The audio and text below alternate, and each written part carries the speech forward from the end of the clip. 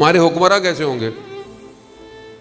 ہمارا تو خواب ہی ہے کہ یہ اچھے ہوں، ویسے پتہ نہیں کیا ہوگا، لیکن وہاں ان کے ساتھ اچھا ہوگا نہیں۔ ویسے اس خوش فہمی میں نہ رہیے کہ وہاں اچھا ہو جائے گا ان کے ساتھ، نہیں۔ جب امام حسین چھٹی محرم کو اپنے حضرت عباس علیہ السلام، حضرت علی اکبر اور چند لوگوں کے ساتھ عمر ابن سعد سے ملاقات ہوئی تو کیا امام نے مذاکرہ تھوڑی کیا تھا کہ مثلا تم یہ کر لو ہم یہ کر لیں؟ نا، امام اس کو پیغام دے رہے تھے کہ ایسا ایسا ہے ہماری طرف سے، بس۔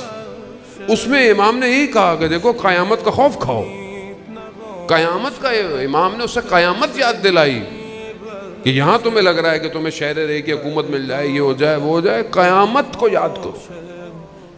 تو ہمارے حکمرانوں کو بھی قیامت کو یاد کرنا چاہیے۔ آج اپنی ملک کے حدود دشمن کو دے دیتے ہیں، بیچ دیتے ہیں نا، کیا ہے ڈالر نیچے کیوں آ گیا؟ آپ نے اپنی اس ایئر سپیس دے دی ہے دشمن کو، ڈرون اڑ رہا ہے آپ کا، حساب کتاب ہے آپ کا، حساب کتاب لیا جائے گا، آپ کو نوچا جائے گا، چیخ و پکار ہوگی۔ اس وقت انسان ہوتا ہے کہ کاش میں حکمراں ہی نہیں بنا ہوتا۔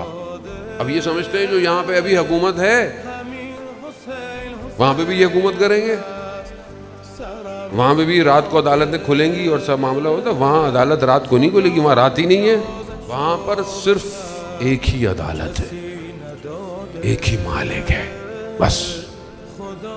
اور وہاں پر کوئی کچھ کر نہیں پائے گا، وہاں بدن کے اعضاء خود بولیں گے۔ یہی ہوا۔ قرآن کیا کہتا ہے؟ ایک دن وہ صبح اٹھا، جو امیر تھا، دیکھا اس کا باغ جل گیا، خاک ہو گیا۔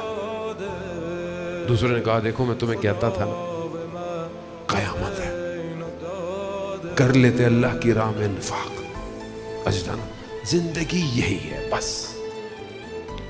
اس لمحے کو پہچاننے کے لیے تو خدا نے اولیاء بھیجے۔